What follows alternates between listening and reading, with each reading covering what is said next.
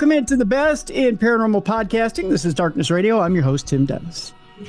We have an exciting show today, folks, and a show in which we're going to feature two gentlemen that I ran into at Missouri Paracon who are, let's put it this way, they're two men who are leading in their field and getting even more popular by the day. And they're groundbreakers in their field. They're doing some exciting things.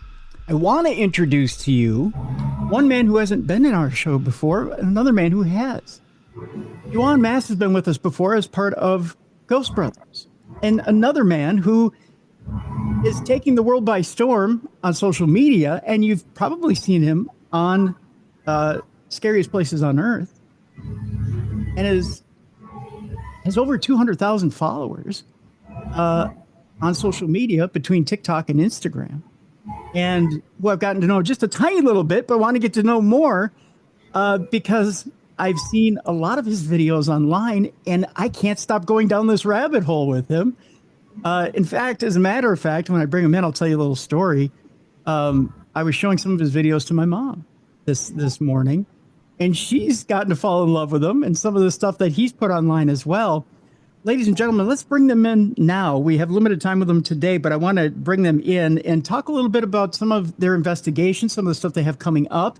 I want to talk about some of the projects they have going on in the paranormal and history as well, because Joshua is involved not only in the history of the paranormal, but he's also involved in paranormal investigation as well. So, ladies and gentlemen, let's bring in to Darkness Radio, Juwan Mass and Joshua Dairen. Gentlemen, thank you so much for, first of all, dealing with my horrible introduction, and second of all, coming on the program, because I know you came on short notice. First of all, if you don't mind, Juwan, I'm going to throw you to the side for a second. I want to deal with Joshua for a second. No worries. I'm right here when you need me. Okay. I want to pay Joshua a little bit of a compliment here. Joshua, I think I mentioned to you a little bit before the show, my mother's 79 years old. And I've fallen in love with your videos online, which, by the way, is hashtag Dairen Normal if you're on TikTok. And if you're on Instagram, they can, of course, find you on Instagram, too. We'll have links in the description of this program so people can find your videos. And you've got a combination of some supernatural paranormal stuff there. You've got a lot of history of Alabama, Florida, and the South there. And you've got one video that I'm absolutely crazy about Bass Reeves, who is the inspiration for the Lone Ranger. And the Lone Ranger is one of my favorite characters growing up. And I'm showing my mom these different videos, and she's getting just as enthralled as I am about these different videos and history. And I'm showing her a lot of the historical stuff, some of the supernatural stuff. And she's just enthralled in watching you and looking at you. And she goes, you know what? Joshua would be perfect for public television.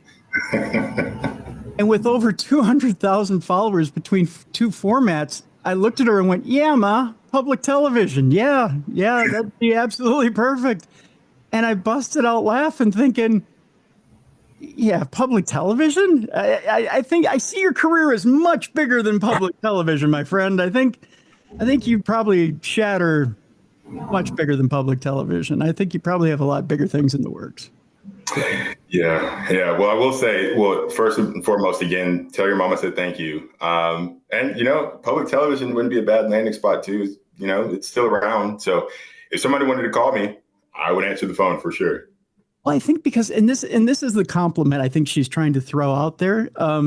You look at like hosts like Henry Gates, or you look at some of the big historical hosts that have this gravitas, and she saw you in that light, right? She saw you in that light as a presenter that had such interesting information, and she was drawn, and she was like, oh my gosh, I can't stop watching. So I think she found you really riveting, and she was like, that was the compliment that was meant to be paid.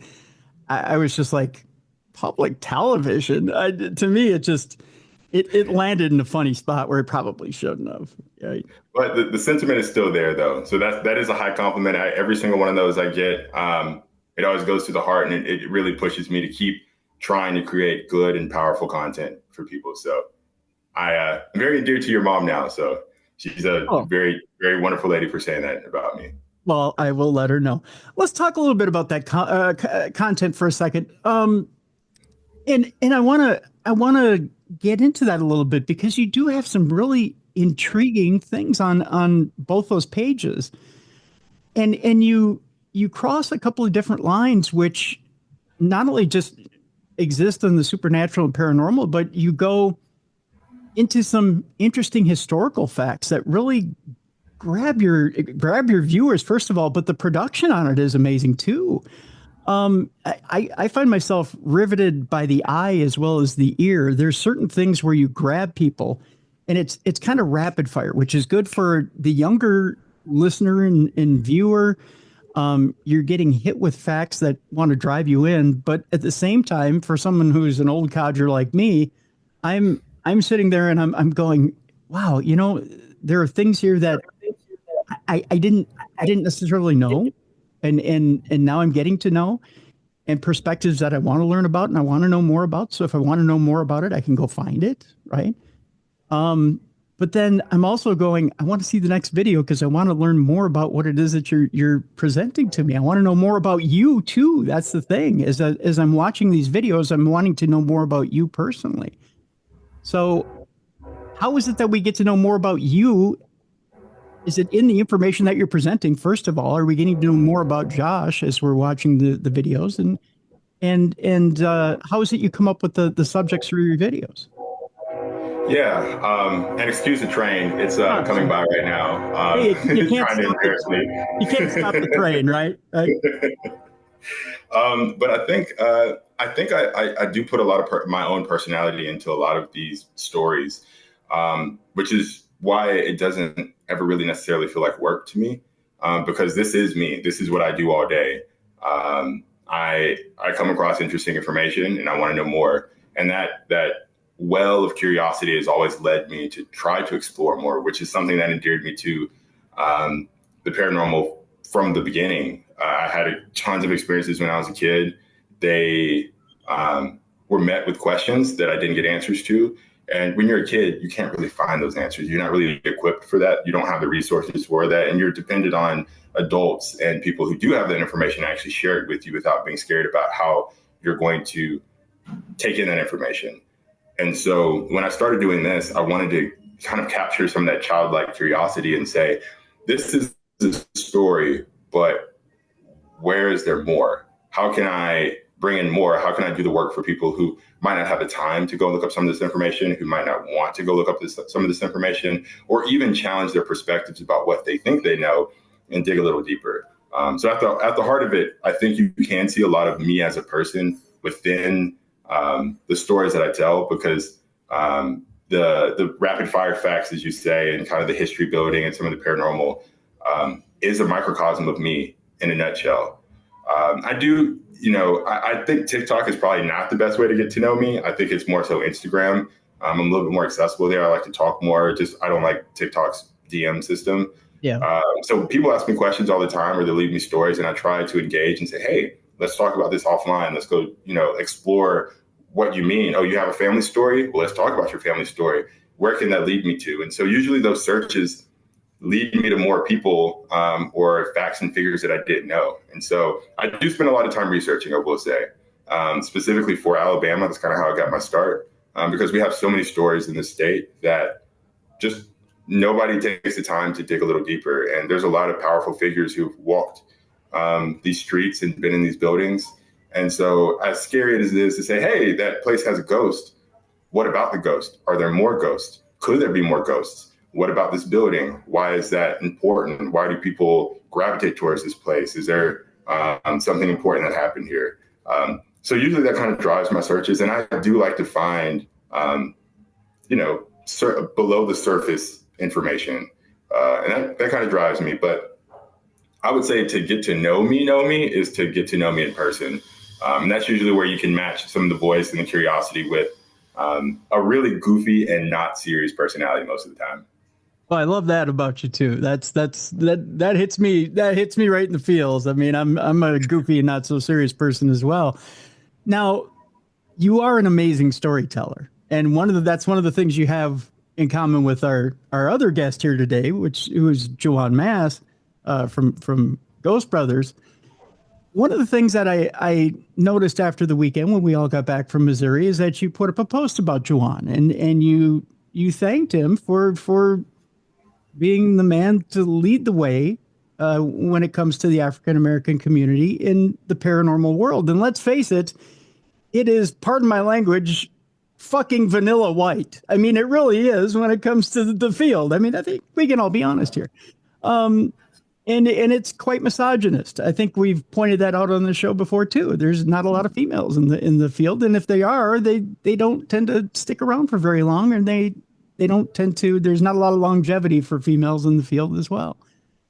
So if you don't mind, let's get candid for a bit. So Juwan, I want to bring you in now, and I didn't want you to sit in the corner for too long. I'm back, baby. Thank you. Let me get your reaction to Josh's post. When he put up the post and thanked you for getting out front and paving that way and leading that forefront and kind of taking the bumps, if you will, and getting on TV, which I know, first of all, is groundbreaking, one, and adding your own style, your own flavor to this weird field. Let's face it, it's a very weird field. How'd that make you feel, one? And two, how do you respond to something like that? Man, thank you for having me on the show again, Tim. This is awesome. Let's start by saying that. Glad to be back. Glad to have run into you at Michigan. Not Michigan, Missouri Paracon. And Missouri Paracon was where I actually met Josh for the first time. And so the interaction was beautiful. Like, I felt like I had known him prior to any level of interaction on Instagram and on social media. Our interaction on social media actually stemmed from him just being supportive, like him starting to like the post, him sharing a post. So I could really tell that, like, I could really just judge the character there based off of the fact that, like, me being a complete stranger, he was supportive. But man, the comments, the kind words, the gratitude that he has shown me was amazing. It was beautiful. Like, I was speechless. And at times I still try and find the words to articulate exactly how it feels for somebody to acknowledge you in a space that you didn't even know your own identity in when you first see the field, right? And realizing how important that representation matters, and then it actually come full circle with it touching somebody and you meeting that individual and seeing how important and impactful it was to their career, really, like, touched me. It was heartfelt for sure. Mm-hmm. Like, I can't even begin to, like, express how, like, immensely grateful it is just to hear those words. And then for him to also just put them online, for him to immortalize them in a certain way. You know what I mean? For him to share it with the world is even bigger and even more of a testament to, like, who Josh is as a person. But I'm grateful, to say the least. One other thing, it's like, I don't think people didn't know who I was when the show came out. You really don't know. Just like you asked Josh, like, who is he outside of these posts? And that's just kind of how it was. And as you're in this space, I learned to just be grateful for the opportunity of the role I was playing to the space. I was ecstatic just the fact that people were creating space for me to actually be in, and then they receive it. So with Josh having this level of support, not even knowing who I am, just based off how I represented myself and the space is even bigger. It's grateful. Man, I'm just so grateful. It's amazing, to be honest. I think it's safe to say great talent seeks that level, right? So it rises to that occasion, right? And I think when you go to these Paracons, you see kind of who belongs and who's pretending. And I'm not speaking any specific names or anything like that, but I think it was easy to see when you two were there that easily you two were very loved, and that a lot of people loved hanging out with you guys. They loved talking to you about the subject. They loved talking to you about what you do and wanted to find out more about you. It's easy to see that. And that they very much wanted to know more about you. And so to me, it's kind of a slam dunk. It's a no-brainer, right? That it's safe to say that there's a huge audience there, right? That wants to know more, that wants to know more about both of you. Mm-hmm. And so with that, I'm going to ask the question here. And then again, questions need to be asked. And I think audiences ask this question. Networks, I'm just going to say networks, period, because I'm not going to pick on one particular network, but it seems like networks have cut back on live ghost hunting programs or recorded ghost hunting programs to choose to go cheaper with reenactment programs. And they've cut back on investigative programs. When it seems like there's still a thirst for that investigative program out there. We still do want to see these programs. We still want to see personalities. We still want to see live interaction. We still want to see Juwan on camera. We still want to see Joshua on camera. And even though we can see Joshua commenting on cases and he can present that material to us, we still want that live interaction. We want to see your personality.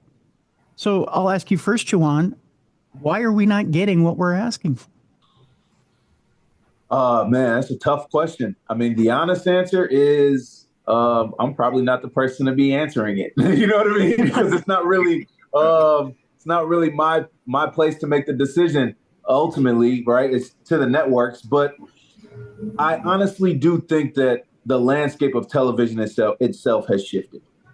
How people can consume their content has really changed the trajectory of how we have to distribute that content. And so I think there was a challenge that the networks faced in that. So like, to your point, budgeting may have been a thing. Mm-hmm. You're saying that it's cheaper to make something without talent necessarily and just do flashbacks. It's cheaper to possibly make something that is not a travel show, right? Like, well, we're not incurring that cost. But ultimately, I just believe that it should come back around. I think that there's going to be a point where the dust will eventually settle and we'll be able to kind of like get back to a screen near you, you know? Yeah. Well, and Joshua, I'll throw this your way for this one. You're taking the next bullet, my friend. I'm sorry ahead of time. You look at such successful shows as Travel the Dead with Katrina Weidman and Heather Taddy, or you look at the Project Fear Gang. They go out, they're funding their own shows now. They're going out, they're investigating, they're pulling numbers. And they may not be the type of numbers that maybe the network is looking for to get those shows, but they are self-sufficient and they are pulling in what they need to do in order to get what they need to get sponsors. They're getting agency sponsors. So with that in mind, and I'll kind of throw this in the same direction I threw it with Juwan. With that in mind, why are networks still hesitating and saying, well, you know what, though, we can do the AI Demon of the Week show, and we can maybe limp along with that and maybe get about $200K for this episode and hope it goes okay. Kind of in Juwan's vein, I'm even more so, I'm less qualified to answer this question. But in my humble opinion, I think having done a little bit of news in my actual career, I think sometimes it's easy to not be sold on kind of a diversifying landscape. And with where we are in the space with hybrid shows and works of art and, you know, new technology and new concepts and things like that. I think sometimes the networks might be a little trepidatious to move forward with building newer stars because there's no actual number to place. I could, get a ton of followers, but even then, who am I to attract, tons of viewers to supersede previous shows? So I think that there's some of that trepidation on the back end. But on the flip side of that, to turn that into a positive, is making people like me or like who are a little bit newer in the actual public space a little bit more scrappy and willing to use our domains as live resumes, so to speak. I think that is something that is changing in the landscape overall. You can see that in professional careers. You can see this in hobbies and interests where people say, this is something I've done my entire life. I'm going to make it a thing. And then I'm going to show people that I'm really talented or really qualified to do this on another level. And so you see that with the Project Fear crew specifically. They were already kind of self-filming in a sense. And so they just said, F it, we'll just do it ourselves. And they were able to take that TV audience and bring it with them while also having a pretty strong social presence as well and marry those two concepts together. And, and I will say on that same note, I probably wouldn't be doing this, again, like I said in that post, like without Juwan and Dairen and Marcus and the Ghost Brothers. But what they did do was marry two concepts for me. So I was already on TikTok. I was watching a guy named MNJ97. He does a bunch of animal facts. I was so captivated by the work that he did. And I saw myself in him as well, because he's another Black content creator. He built an incredible following. People were constantly sending him stuff, and he was educating me and everybody else. And so marrying my experiences as a child growing up, looking at him make something of the things that he loved, and then seeing representation actually be shown in a real way, moved me to say, I can do this too.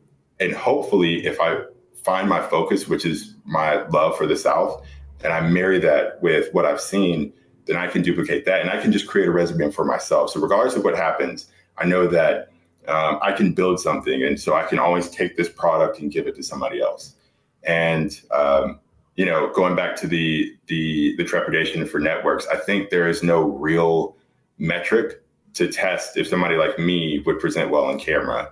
Because it's easy to do stuff at the house, but, are you capable of, commanding the camera, commanding a room, being serious about the craft when it comes time to actually put, hundreds of thousands or millions of dollars into a singular project. But I do agree with Juwan that I think the dust is going to settle eventually. And there's going to be a lot of new stars to pick from, along with a lot of veterans. And that, in my opinion, is going to marry that metric together. So you have your veterans who are going to bring the viewers who are going to watch it on TV. And then you have the social media content creators who are bringing in that newer, younger audience for the next generation as well. Okay. Yeah. I tell you what, we're going to take a break here, guys. When we come back, I want to talk to you a little bit about some of those investigations. I want to talk to you about future things that are coming up. We have to let Juwan go here in about 15 minutes, but I'm going to hold Joshua over for a little bit after we let Juwan go. No worries. We'll keep it going. Are you sure? Yeah. Okay. Yeah. All right. We'll keep it going. I want to remind people as we go to break that you can investigate with Juwan. Juwan has an event coming up in Nottingham, England, that there are still a few spaces left. There are very few, but a few spaces left. April 25th and 26th. It's called Nights in Nottingham. You can join Juwan for an unforgettable paranormal adventure in Nottingham, England. It's presented by Ghostly Gateways. We'll have a link in the description of this program, so you can join him in England. It's not too late to do that. You can make your reservations right now. So again, link in the description of this program. Join Juwan in Nottingham, England, so you can do that as well. That sounds like an amazing time, Juwan. I'm not going to lie.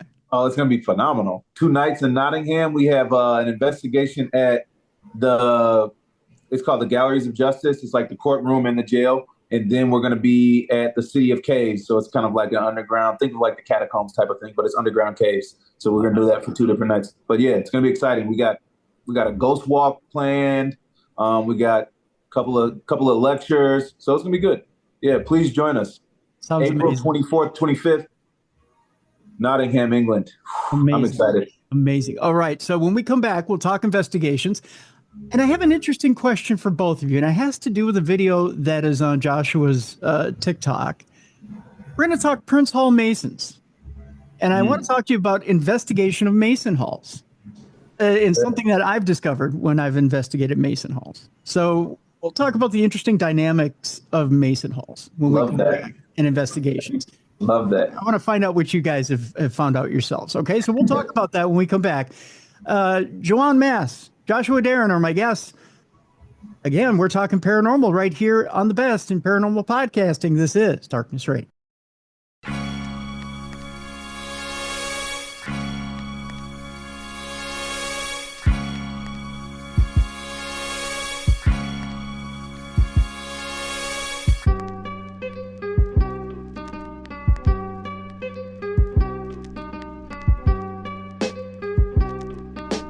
Welcome back to the best in paranormal podcasting. This is Darkness Radio. I'm your host, Tim Dennis. My guests are Juwan Mass and Joshua Dairen.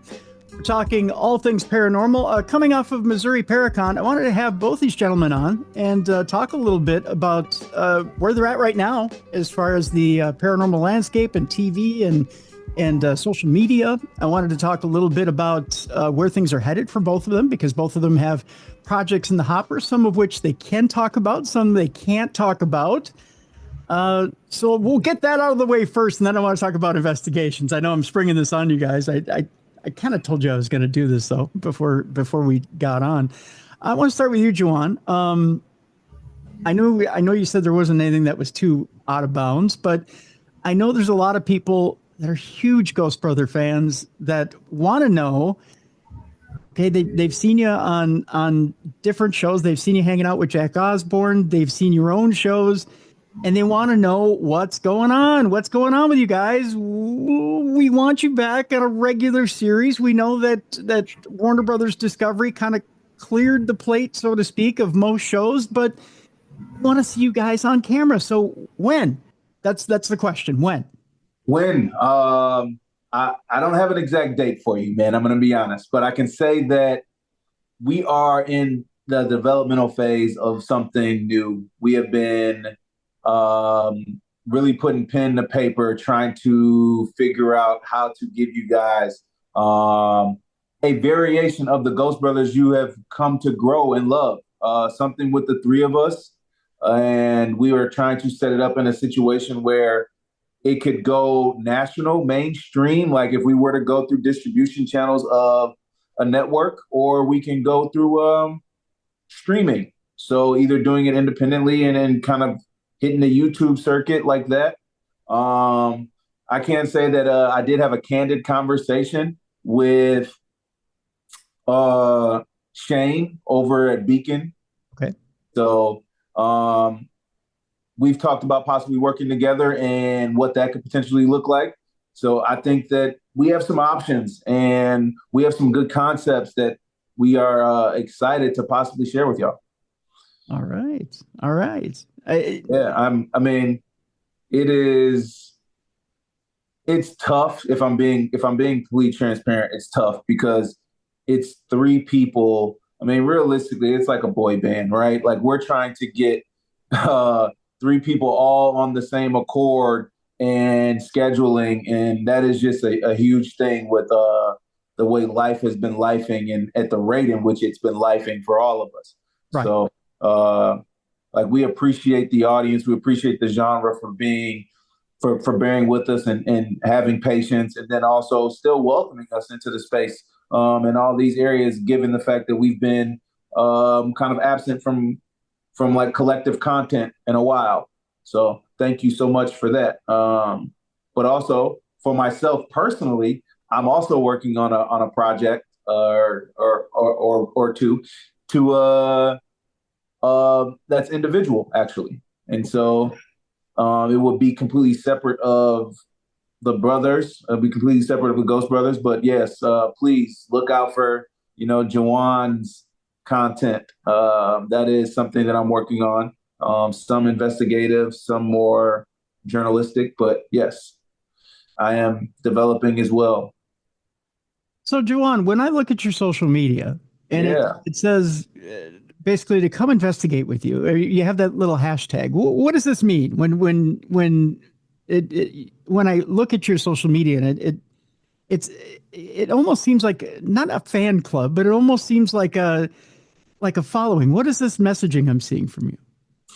That is the hashtag Join Juwan. Yes, join Juwan. What does this mean? Yeah. Yeah. It's just about an experience, man. It's really just being able to be around a whole lot of peace, a whole lot of love, and a whole lot of paranormal. I think that it's unique to be around, a group of individuals that kind of share commonalities, and you don't feel like you are having to be judged for them, right? I think we all know, as being kind of nerds ourselves in a very particular space, sometimes it gets a little lonely and you may feel a little weird doing stuff. And, just being a part of the community of Join Juwan, we're accepting, but then we also chase paranormal. I also do dinner parties because I'm really big on like lifestyle things. So I have a dinner party called Noir, Dinner with the Paranormal Poppy. And we do meditation. So we do like sound bath meditation. So we have positive conversation. We talk about doing really all things spirits related, from spirituality to high positivity to also the spirits that you drink as well. So right on. Okay, so I got to ask you about the sound baths real quick. I know I'm getting on a little bit of a tangent here. When you do the sound baths, are you focused on one thing in particular, or is there different things you focus on with the sound baths? So it's a little different. So you want to the way they were done in my dinner parties was we'd start by speaking on what we want to release. So as far as like negativity, things that we're trying to get rid of, whatever that may be. It could be fear, it could be doubt, it could be confidence issues. All these things that we want to release. We don't want to focus on anymore. And then once we release those, then we set positive intentions on the things that we want to attract. And so it's a combination of things. So yes, you focus on one thing to then eliminate, to make and create space for another. And that's kind of like how the sound bath is done. And then it's also like silence, it's healing, it's meditative. Okay. Interesting. Because I guess in my own, I'm only relating it to me. In my own experience, I've always wanted to try a sound bath because I'm a chronic pain patient. So I've always wanted to try a sound bath in regards to alleviating chronic pain. So that's how I've always wanted to go about it. So they do say those frequencies have like healing properties. Mm-hmm. So I think, it won't hurt to try. Right. Honestly. This isn't like medical advice by no means. Like this isn't like, I'm not like Dr. Mass trying to give you some medical advice, but I am saying that like, it doesn't hurt, right? Like you get you a nice little beat to listen to while you reflect. That's right. So Joshua, you're an up and coming star in the paranormal. Josh is a star in the paranormal. Okay, I'm sorry. I stand corrected, Juwan. I stand corrected. You are a star in the paranormal. I know you got stuff cooking in the hopper. Can you elaborate on any of it? Yeah, I'll save the one that I can talk about a little bit more for the end. So the first two, one is there's a project that I'm working on that will be a little bit independent. The cast, quote unquote, is already together. It's more so just scheduling's rough, and just kind of seeing how the landscape is going to shape out for the next couple of months. So it's kind of, I think everybody's in a holding pattern to some degree. It seems like a lot of people in this space have had some communication with somebody about something with other people or themselves at some point. And I'm slowly finding myself in that space now. So there's one, and I have another one that's pretty similar. This one would be more of a singular, driven focus that's already kind of put together as well. But again, it's waiting on kind of the landscape to shake out. So same song and dance as a lot of people.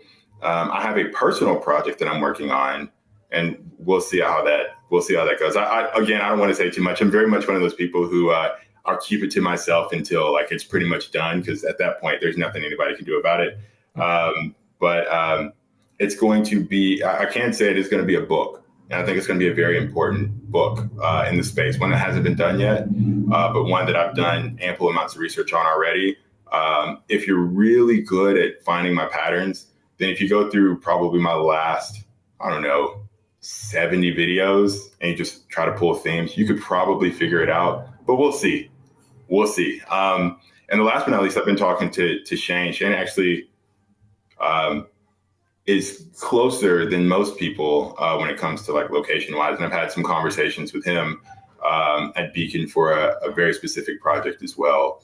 That kind of marries what I already do now, but expands it into a little bit different of a world. So instead of just being paranormal or history, little mystery, little true crime, but in a format that people would recognize and I think would like, something that would definitely be made for public TV. Okay, definitely would public TV. Yeah. I'm going to throw this out there, like just because we have an opportunity. Sure. How interested would you be in us doing something, Josh? I'd probably close my shop down and go do that. I would love to. I'm open to so many things, but also just working with good people. That's what I want to do more than anything. It's really important to have good people in the space. So yeah, if you call me or text me or message me, I will make it happen. I think we can start throwing some stuff at the wall and see what sticks. Yeah, I have some ideas too, but I was going to wait until this weekend, but I still wish it had this weekend. Then, so. I mean, yeah, we're not. It's not like we're not going to see each other, so like we can still talk about it there too. But just trying to see where you're. Really, just checking the temperature, see where your head is. Can I honestly say something? When the two of you were standing there, when we were talking, I honestly thought you two were working together. I honestly thought that you already had a project together. And jokes on you. We made this interview happen. Well, I know you made this interview happen, but no, it's because the chemistry already felt like it was there.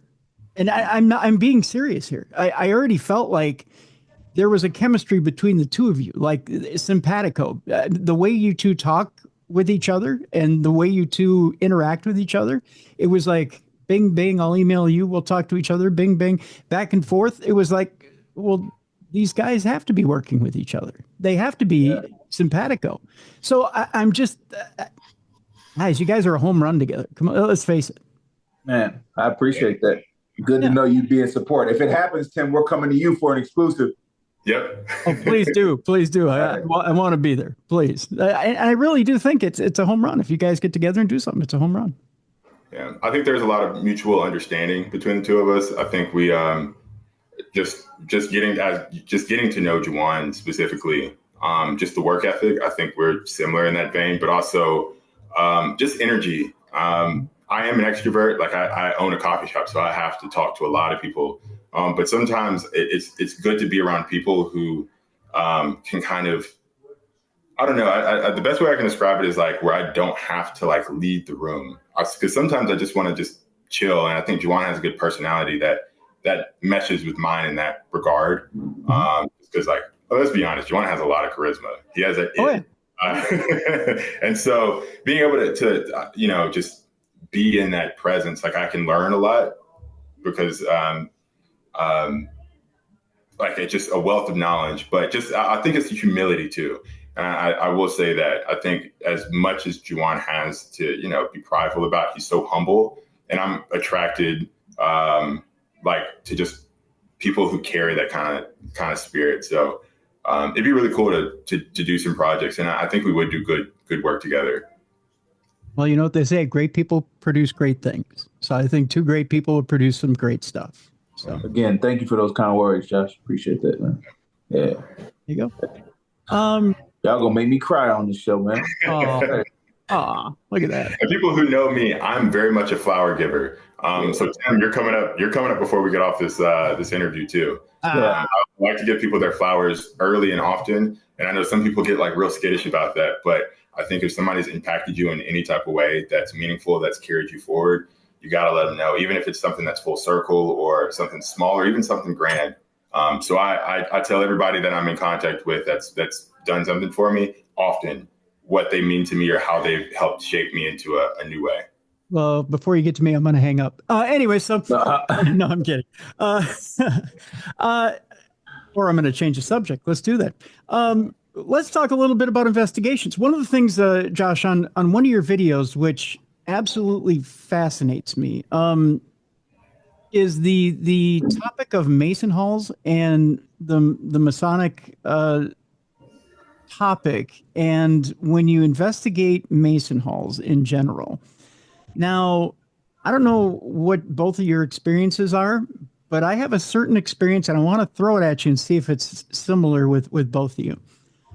The tale of Prince Hall Masons, and I'll throw it to you, Joshua, to explain to people who don't know the story of the Prince Hall Masons, is a little bit different from the Prince Hall Masons are a bit of an offshoot from the, if you want to call it the standard Masons or whatever you want to call it.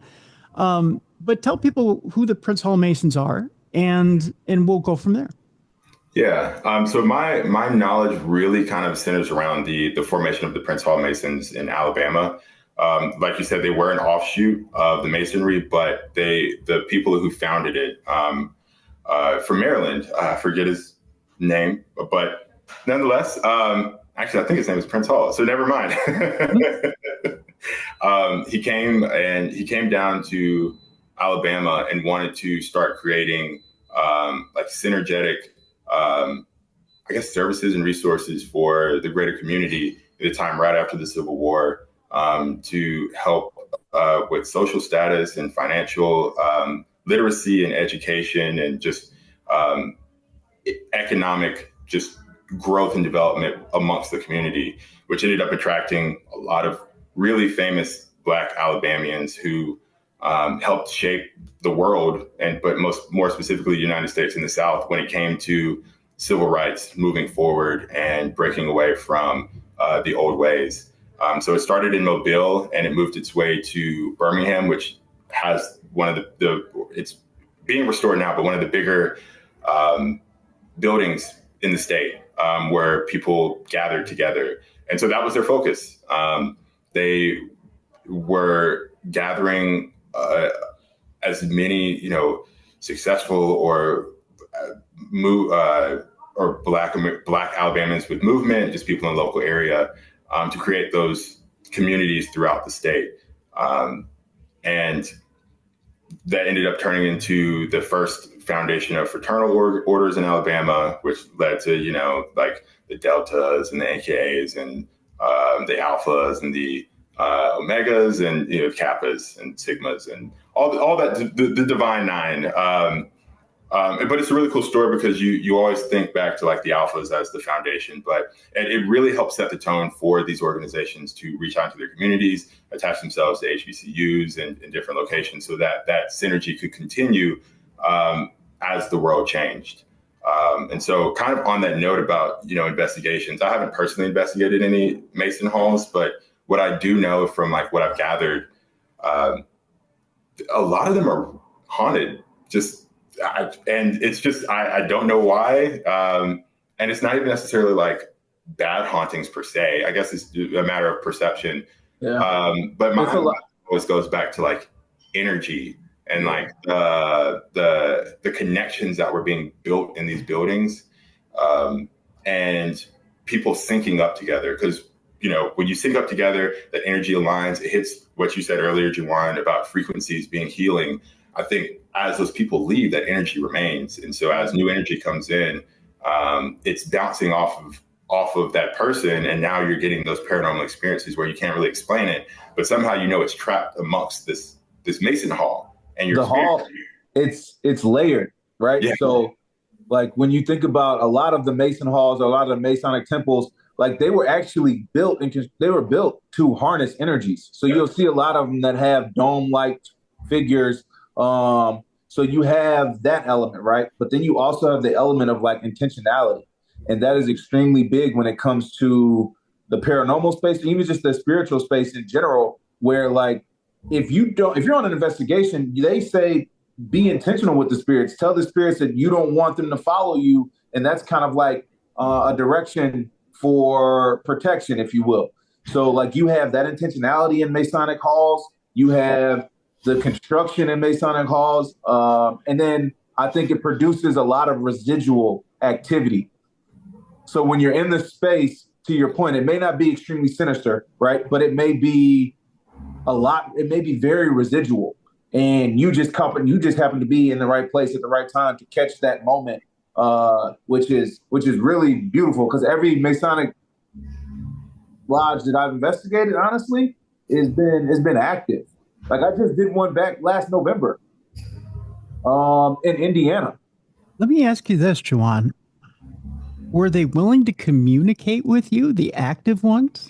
Or were they a little hesitant to communicate with you? I think it was a combination of both. Like, I think it's like some reluctancy. And I think you find yourself catching them. So then you catch this residual activity, right? And then you get moments where they're entrusting enough to say, let me intelligently respond. I'm going to ask you a very important question. And this may change the way you investigate Masonic lodges from here on out. If it does, Tim, I promise you, you are the man. You're the real MVP. If this changes the trajectory on how I investigate, I'm here for this. Try this the next time you go to a Masonic lodge. Bring an investigator with you, or if you are, then you'll know what I'm talking about. Bring a fellow investigator with you that's a fellow brother Mason, a fellow Mason. Mm-hmm. Have him, without you in the room, if you're not a fellow Mason, leave the room and leave the fellow brother Mason in the room to talk to that spirit, that active spirit. Yeah. And bring a recorder in with you or a video camera. Let him talk to that spirit the way a fellow brother Mason talks to another fellow brother Mason. Watch what happens. I can see it. Oh, yeah. I'm fascinated by that. I can see it. You will get results. Yeah. I can believe that for like 100%. You will get results. I'm telling you, you will get results. It'll totally open up a whole new deal. Because as you know, Juwan, in lodges, you'll see shadows. Shadows. Yep. You'll see shadows. You'll hear sounds. Yep. Sometimes you'll hear a lot of like, it's like banging. Almost, and I don't want to like say it's like the sound of like somebody hitting a gavel and you're kind of getting this like order. That is exactly what it is. I mean, I'm assuming that's the sound because that's what I'm associating it with. I don't want to say that is actually what's going on for sure. It's calling the lodge to order. Something, yeah, it just gives you that. It gives you that energy. I'm not sure, but that particular like technique that you're speaking of, like we've used that in other investigations as well. Like for instance, when we investigated the Conjuring House, we brought in Andrea Perrin, and Andrea Perrin is a part of the family that the story is based off of. So like, you bring her in, and I think those people have different connections to the property that, cannot be imitated. Like this is not something that I have. I am forever going to be a stranger to that property. Right. Like, right. But it's the authenticity of a fellow brother Mason coming forward, and preferably one that has some rank, one that can sit down and have a full conversation. What are you saying? Like 30-second, or they can be a little lower? 30 seconds. They can be a little bit lower, but preferably 30-second. Yeah. Okay. 30-second. Someone that could have a full conversation that knows. They know some of the esoteric information. Like you got to be able to. Yeah. That can speak. Yeah. In Greek terms, that means they had to pledge. Yeah. Yeah. Exactly. That could. Well, without giving away too much on the show, I can't exactly say much, but you know what I'm talking about, Juwan. But can go through all the rites and rituals and actually talk to that spirit on the other side, and you'll get results. Yeah, happen, and you might actually hear certain keywords being passed back and forth on a recorder. I love that idea too of tapping into spaces that people would be familiar with or have a connection with. And this is like, I'm not even trying to plug my coffee shop, but no, please do. I was going to ask you about it, so please do. I'm plugging. I'm plugging it. We actually, and this was just happenstance. I don't believe in coincidences, but our space is haunted. like legit haunted. And it's a common theme that runs throughout a lot of these buildings here, but more specifically ours. So I'll have people come in and they're like, man, I went to sit in the back because I wanted to see the ghost. And I was like, it just doesn't work that way. But like my relationship with what we have here is different than even my baristas and people who are here frequently. And it's kind of cool because sometimes like, you know, I will come in here and I would love to try that out with me and like somebody else in this shop too. Because I'll come in here and I'll think of somebody throughout the day and that person will come into the shop, or I will think about something happening in the shop and then it will start happening in the shop. When I'm closing or when I'm opening, the movements that I describe are different than what people hear generically as my baristas. And so it's, you know, we kind of coexist in this space, but there's like it's weird, but like I can talk to this, I guess, I named him Thomas. He feels like Thomas, but we communicate differently here. And sometimes it feels like he's kind of helping me. And so the thought of that translating into places like, you know, Mason Halls is really cool. Especially like thinking about the concept of like concrete being a superconductor for that. So not only are they harnessing that energy, but concrete being that superconductor for the paranormal, and then thinking about the energy left over. And, you know, whatever happens in the afterlife too, kind of combining to join forces. And y'all too also having, you know, synergetic experiences is a cool concept that I think might translate to other spaces too. Even for people who are descended from other people who go into spaces and they're like, wow, it's super active. I don't know why. You know, sometimes it could be linked to something locally for them, which is such a cool concept to think about from that regard, especially from a Mason standpoint, because they can talk to what would essentially be there differently than me just walking in there being like, hey, time to talk. You know, right. A little bit less reluctant because I'm not a part of the fold per se.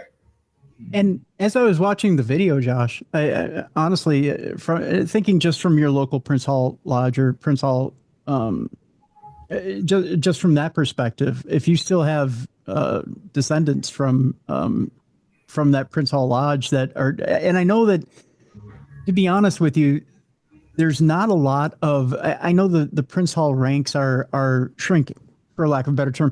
Masonic roles everywhere are shrinking. They're kind of a dying breed, to be honest with you, all across the nation.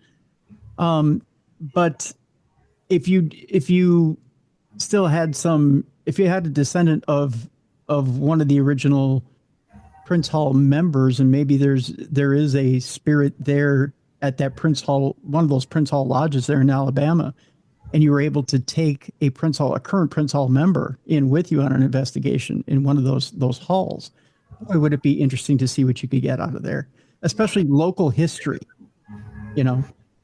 Yeah, ironically enough, I do know more Prince Hall Masons than I thought I did. And it wasn't until I posted that video and I got a lot of DMs, and it's just people that I would have never guessed because they're so like quiet about it. Oh yeah. They started doing their ranks and I was blown away, honestly, by the amount of people who connected with that story because, you know, it's just a cool story for me. I didn't realize, you know, the history that Prince Hall Masons had in Alabama specifically, but to see that, you know, I could probably find 2 or 10 or 20 people that would come along if I said, hey, I want to do like a group investigation. Y'all go in there and do what y'all do. And I'm going to sit this recorder down in the middle of the floor. And then I'm just going to go through these hours worth of footage and see what I can find, or recordings and see what I can find. And I think it would be kind of interesting because a lot of people are really connected to that Birmingham one. It meant a lot to the state, especially during the civil rights era. And so I'm now personally curious, and I think that's a project that I might embark on in the next couple of months just to see what I can find. You definitely inspired me as well just now because my grandfather passed away years ago, but he was a Mason. And so, but he passed away before I even got the time to like learn from him. And now I'm like, man, I wonder. Now I just wondered. Now I'm curious. Now I got to go do some research on. Let's see, it's in the blood.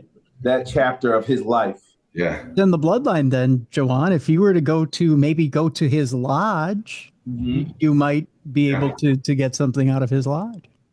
Look at that. That it transcends ancestral. Yeah. So something to think about. You know what? You might even be able to take one of his artifacts, whether it be his Masonic Bible, whether it be whatever it is that he had, take it with you to his lodge and little trigger object, see what I can get. And see what you can get. Yeah. Something. I mean, maybe it works at the lodge. I don't know. I can figure something out. I gotta figure it out. Now you got me. Yeah. My wheels turning. Yeah. Just a little something to inspire you. I don't know. Yeah, I mean, because he's also from Alabama. Really? Yes.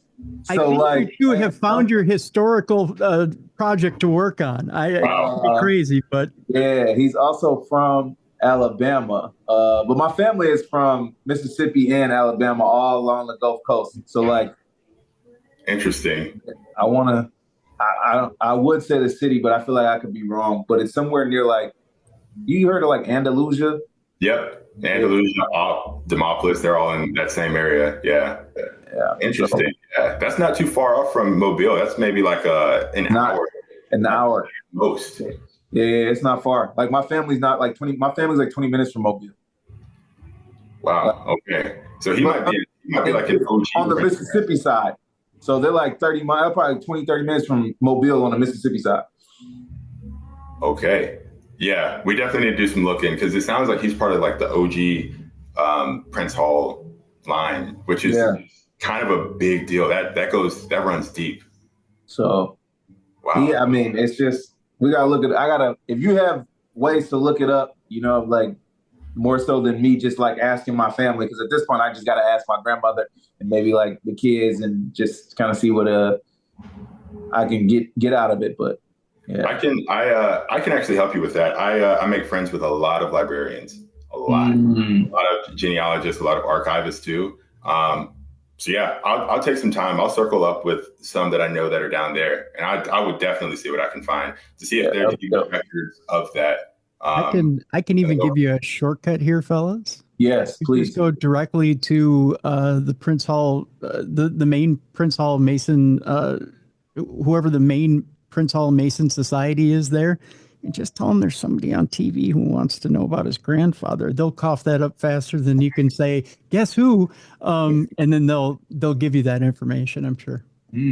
Okay. They'll even tell you which lodge you belong to. They'll give you all of that. Yeah. All right. Okay. Yep. They'll volunteer it. I love that. Especially for a defeat. I love that. Yeah. Yeah. Oh wow. All right. Was he buried with Masonic honors? I believe so.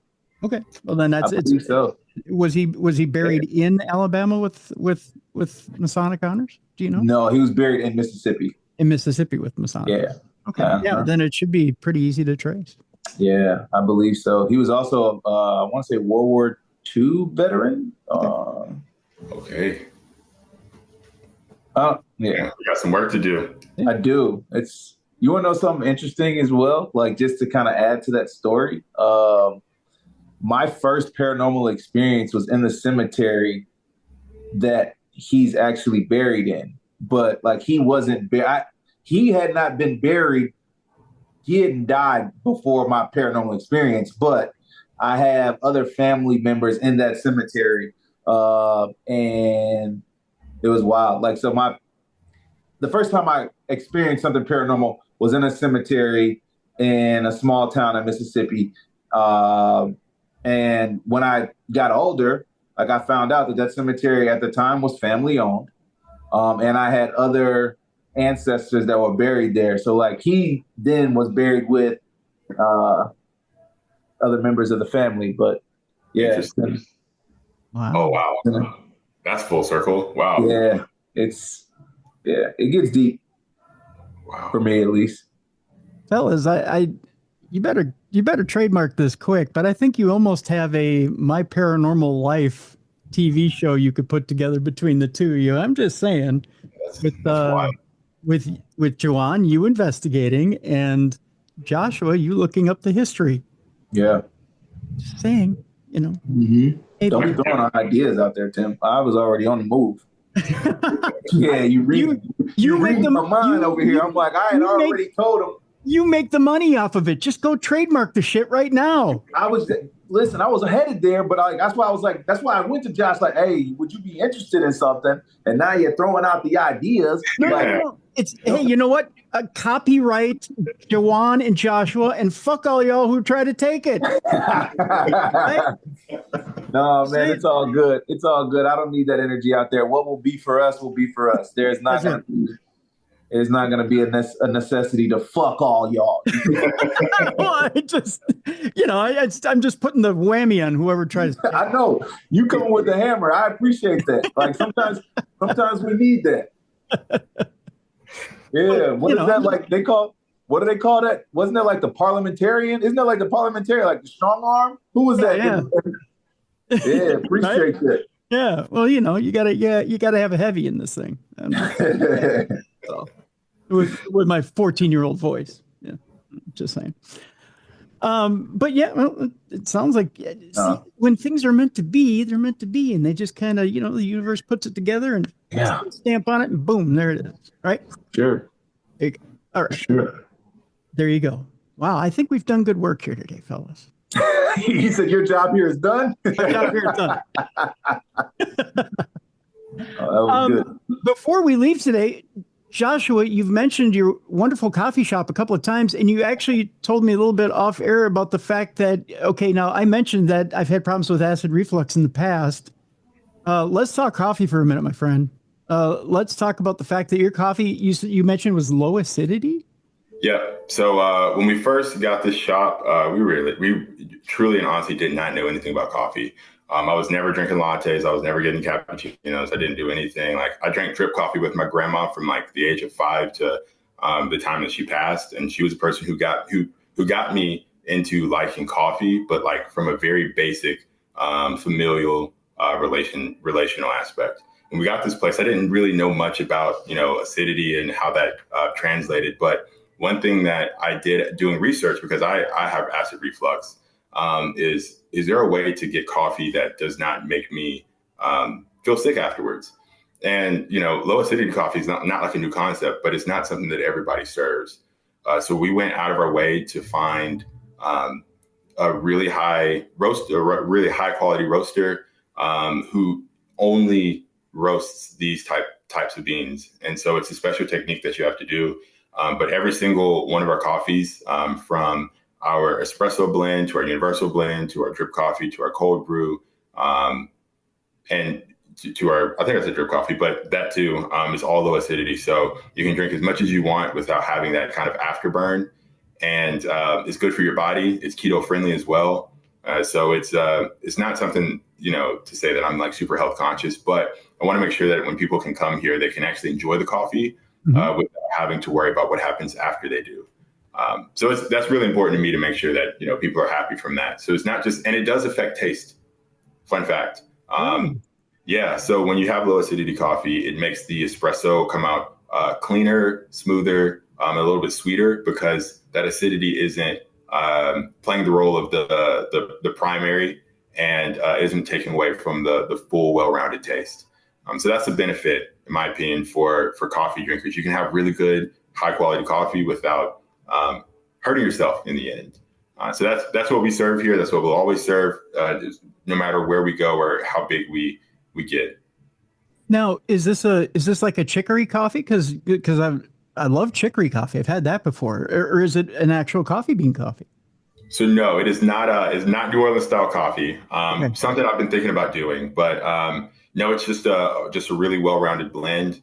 They source their beans very specifically. So people who want to make this coffee and cultivate this coffee on farms are doing it. That's one thing I'm also very, very serious about. And they get it from the Congo, Nicaragua, Brazil, and Colombia. So it's a nice, well-rounded blend. I know it sounds a lot. Some people are like, "Oh, you need a single origin," but you don't need a single origin to have a really good taste. If you craft the right beans together to make a solid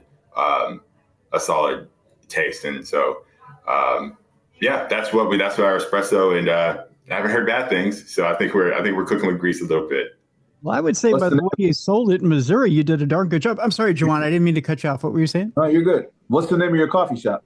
It's actually called The Coffee Shop.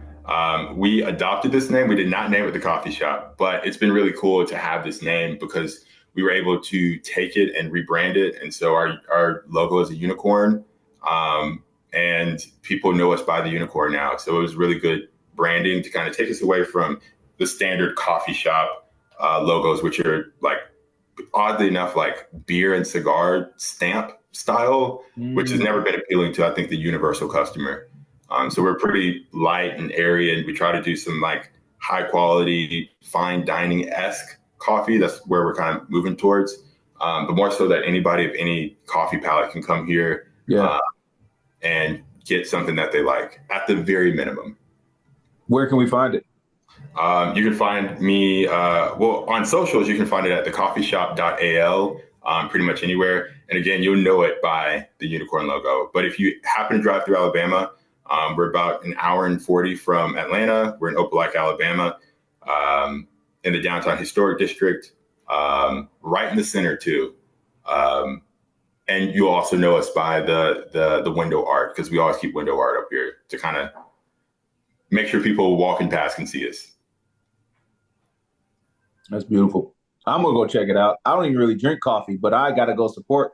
Y'all have tea? We do. That's another thing that we have maybe about 9 or 10 teas. They're all high quality, all loose leaf. We don't do any packs. So if you do come get tea, you're going to have to wait for, 3 to 5 minutes or so. But I'm on tea regularly. That's what I'm drinking right now. So am I. I actually have a strawberry cream tea right now. Nice. Very good. Nice. So can you name off the 9 or 10 teas you have right now, Joshua? I mean, we want to know. Nobody else does, but we want to know. So we have Earl Grey, English breakfast, lemon ginger, turmeric ginger, peppermint, cinnamon plum, masala chai, jasmine green, Thai green, and what's that last one? That last one likes to hide in there. Butterfly pea. Oh, the peppermint sounds amazing. Yeah, butterfly pea is surprisingly probably the best of all of those. Really? Yeah. What's it got hints of? Well, it's a flower. It turns the tea blue. If you add acid, it turns it purple. But the taste is very similar to if you like boiled peanuts or like nuttier flavors. It has a very similar palate to that. It's very surprising because it's a flower, but it's a very smooth taste. Or if you, and this is going to be a weird comparison, but if you eat black eyed peas that are like well seasoned, that's kind of the taste that it has. A little different, but it's very good to the palate and very good for your body too. What are you ordering, Juwan? I'll probably do a blend, honestly. It sounds like I would love to try that butterfly. But what was you said one before that? It was something chai. Masala chai. So we have spice and masala chai that we serve here. And I love chai, so I always keep that. I feel like I would try that masala chai with a lemon ginger. Like I think I would blend it. Yeah. That already sounds good. I'm actually, when I leave, I'm about to go try that. Yeah, I think I would try that. Yeah, I'm either the lemon ginger or the peppermint. Yeah. You're probably going to get an order from Minnesota and think it's kind of crazy, but it's probably going to be a combination coffee to tea order. That's good. I'll feel it. I'll feel that order. All right. So between coffee and tea, you need to place an order for that, folks. You need to get your order in for that. We'll have a link in the description of this program so that you can get an order in from the coffee shop there in Alabama. And you need to get yourself a trip to Nottingham, England. You need to join Juwan for Nights in Nottingham. Ghostly Gateways is presenting that April 25th and 26th. So go join Juwan for that. Do you have any trips coming up in the future here, Juwan? Yeah, this upcoming weekend, the March 14th through the 16th, Josh and I both will be at Haunt Atlanta. It's at the Island Resort in Beaufort, Georgia. So those tickets are still available, but we'll be there all weekend for another paranormal convention. I'm also going to New Jersey at the end of the month for a public investigation. I want to say it's coming Spring Hill, maybe museum or something like that. But tickets may still be available for that. But you got to go to New Jersey paranormal.com. Okay. All right. So join Juwan around the country and Josh as well. Josh, are you going to Windy City Paracon? Yeah, I'll be there. I actually just talked to the host of that and floated your name because I know that's hometown. So I don't know if you reached out, but no, I would love to go though. Maybe I should. Okay. Yeah, I'll make that connection today. I already talked to him about it about 2 weeks ago. Yeah. So I'm going to back and I'll get you there. He would love it. Okay, awesome. I would love to check it out for sure. Yeah, let's get Juwan at Windy City. Let's get Tim at Windy City too. Yeah, I'm kidding. Yeah, I can do both. So when I get off, I'm gonna go and just make that connection. I'll go ahead and just do it. I'll be your best friend. Man, I appreciate that warming introduction. I mean, I feel like that's just really all it takes these days. And sometimes people don't want to stick their necks out for that. But thank you. Yeah, no problem. I promise you, I'll get both of y'all there. I can make that happen. Man, all right. Yeah. You're going to get a ton of hugs. I don't know what else to give you. When I can't throw my weight around, I don't have a lot of weight. But when I have 50 pounds, I'm swinging it. I'm swinging it everywhere. I'm sorry. Go ahead, Joe. No, I was going to say, we'll owe you one, Josh. Yeah, big time, man. We'll owe you one. Like whatever kind of dinner you require. I mean, I can't throw steak dinner out there because I don't know if steak's your thing. But hey, if it is, I guess that's he just went, yeah, no. maybe it's his thing. Yeah, maybe. Mm-hmm. We'll figure it out. Ain't no. And in this project, we got to get this project between you two together. So let's get this thing rolling. So from your lips to God's ears, you know what I mean? We're gonna try and make it happen. I think it's something we got some stuff to talk about. That's right. Yeah. So we'll get you guys off this Zoom call and get you two together and cracking on that. All right. So I want to thank both of you for being on this program today. I appreciate both of you for taking the time to sit down with me and chew the fat and kind of hash it out. And let's do this again. Let's talk down the line and especially when you've raked in the millions and millions of dollars off this new project that you've made. Let's talk when you guys are uber famous and household names and don't really want to talk to me, but you managed to do it anyways. Let's make that conversation happen. Juwan, Josh, I want to thank you so much for being on the program today.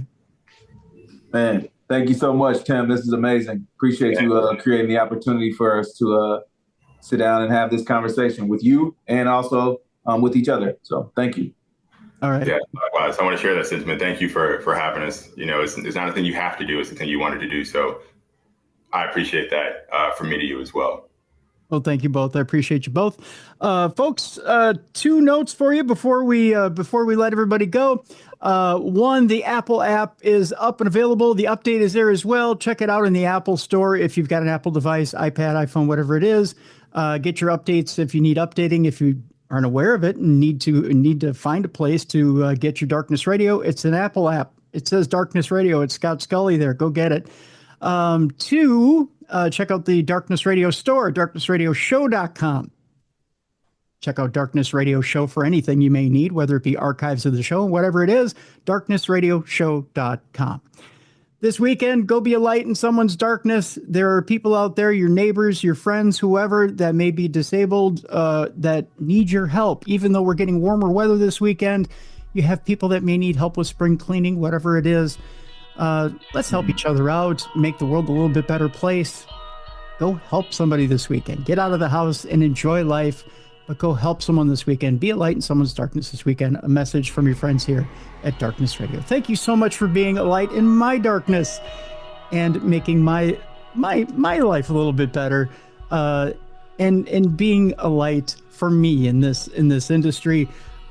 I have so much fun doing this show, and you guys make it possible for me to do this show. So I love doing this show from week in and week out. I never express enough gratitude, I don't think. So thank you. It's my attitude of gratitude. I want to thank you guys so much for allowing me to do this for a living. So that's my gratitude to you. We'll see you next week. for another great week of the best in paranormal podcasting. This has been Darkness Radio.